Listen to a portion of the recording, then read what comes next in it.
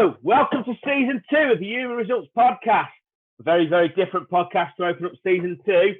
We have our Spanish office in the house today, Mr. Alasdair Hobbs. Good morning, Alasdair, from Spain. Morning. How are you? Morning, Ben. It's warm and sticky out here in Menorca, but beautiful start to the day. Excellent. And we've had a break from the podcasting because obviously it was just getting monotonous, but now we finally can move forward. The first thing to talk to you about is travel. How was it getting to Spain?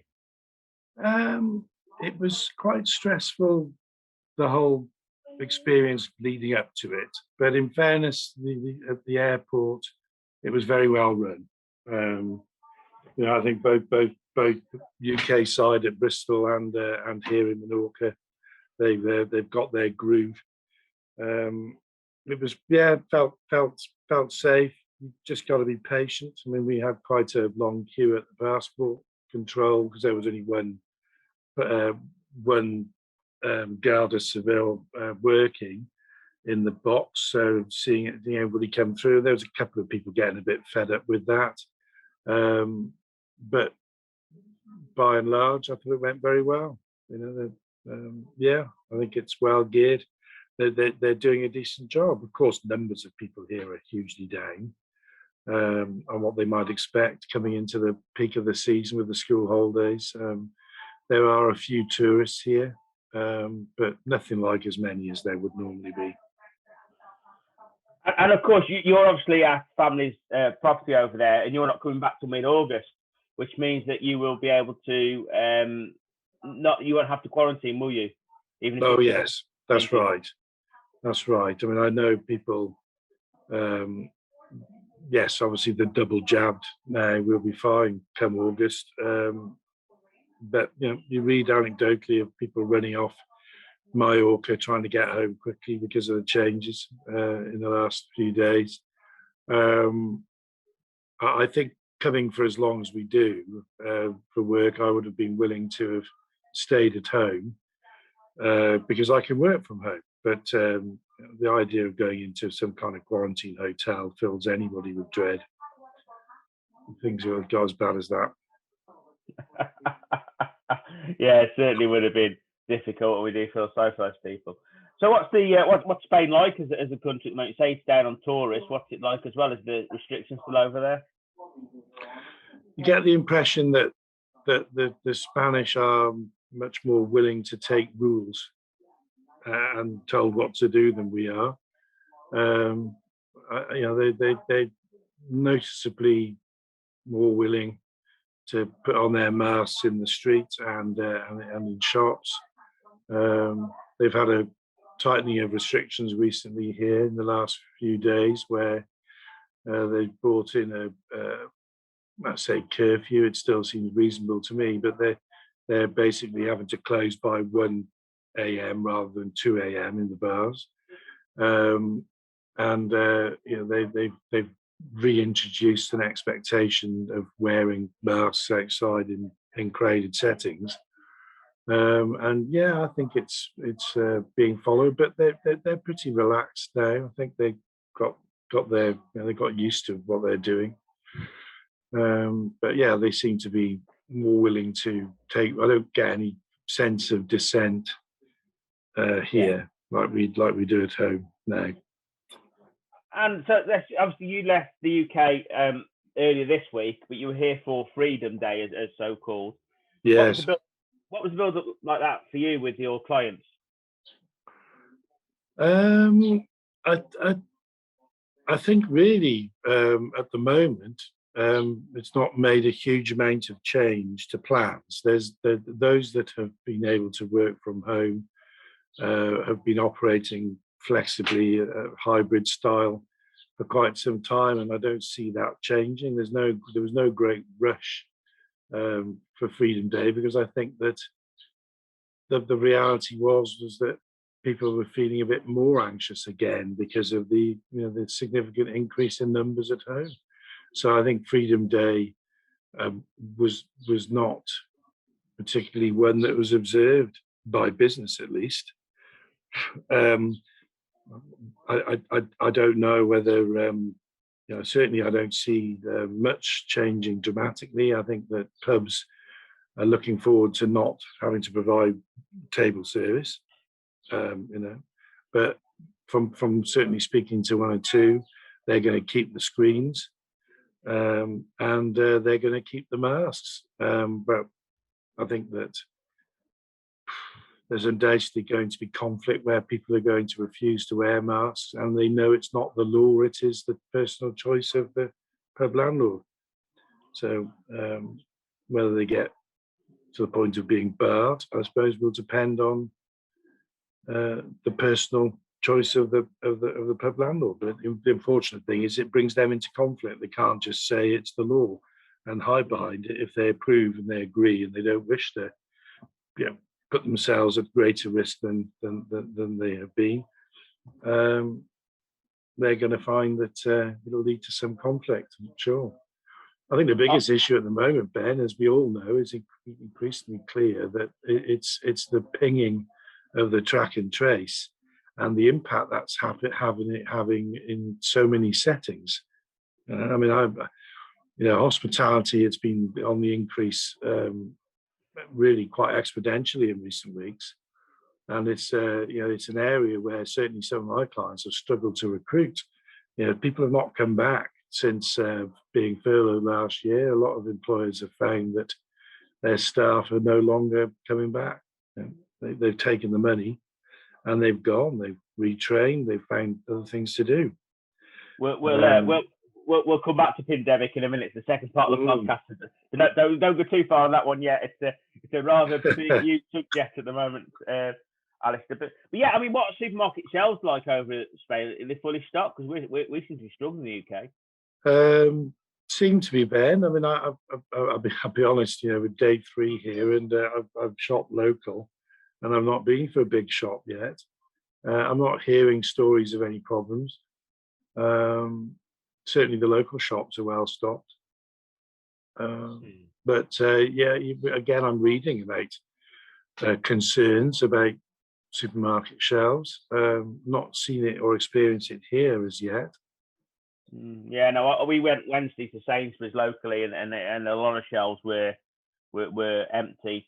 Now, of course, they can put it down to the heat wave. People go shopping early, etc. But I think it's a bit more serious than that, and I think we all know that, and we'll obviously come back to that very, very shortly. The one big thing for me this weekend, Alasdair, is that events are back in the UK. We had the county show last Saturday, which was restricted. To be honest with you, I went up to that, and then this week we've got a huge event across all of Shrewsbury, which obviously will be unrestricted. So but of course the key to all this is having people to man it. And of course, people are being pinged, as it's now known, Pingdemic. Yes. So, what's your HR advice regarding the pinging and the HR? Ben, I've got several clients in the last week or so that have been desperate to encourage staff who've been pinged to get tested and come back to work if they're clear. And I understand fully the pressures that they're under. But at the moment, I think that whilst if you are double jabbed, I think from the 16th of August, you can pretty much ignore a ping. At the moment, you can't. You're not supposed to ignore a ping. So, yeah, you listen to government ministers. They obviously have rushed in things now. They've rushed in exemptions. For care workers and NHS staff, that's just been whooshed through. But you're talking about PCR tests and daily testing in an environment where that they can do that and expedite the results of these things. I think we're just going to have to accept there's going to be disruption, and it's going to be hugely frustrating for a few more weeks. There was a list last night issued late last night by the government, including the people in the food supply chain. Daily. So it's just, but again, it always seems to be it's very fluid, and of course that then brings us. Yeah, it's supposedly constantly under review, Ben, and they're moving pretty quickly, but they're reacting to things. They really don't want people to. They just don't want to see a huge increase in cases of COVID, resulting in hospitalisation and death, do they? You know, they want to see us. They know it's going to increase, but they want to see a curve that the NHS can cope with, whilst the vaccination program continues to roll out with the younger adults, and getting people double jabbed is clearly the order of the day. I mean, a lot of people in the UK, Alasdair, are saying delete the app. Obviously, there's a lot of encouragement of that. You wouldn't encourage that, would you? Because it's for a reason, isn't it? The app itself and things. Well, this is it. I know quite a few self-employed people, especially who, really have taken that attitude last year. Never mind this, but you've got to have confidence in the system. It's there for a purpose. So I certainly can't condone that kind of thing. Deleting the app simply to avoid detection and being pinged. So it's a pretty selfish act, really. We don't expect it of our politicians. Obviously, you look at the public outcry and certainly the media spotlight on Boris Johnson at the weekend. It led to a sudden change in direction to one of I'm self-isolating. Yeah. So just to end Pingdemic now, what is the legal side of things? And obviously, what because if you get pinged, do you have to self-isolate? Is it a law or is it a guidance? My understanding is it's the law. My understanding is it's the law, Ben. If you're pinged, you're pinged. And obviously, you can go and get tested. But you've got to take the advice and self-isolate. Yeah. So you definitely encourage people to have plans if people are pinged. A lot of them will, of course, work from home, but some may not. You've got to yes, I think that's right. It's if it happens, you just got to do your duty. Yeah. But of course, self-employment is obviously the big area because 10 days of not working now is going to. It's a real problem, Ben. As I say, I think with numbers on the increase, people getting out and about, it's inevitably going to lead to people being pinged that don't have it. Yeah.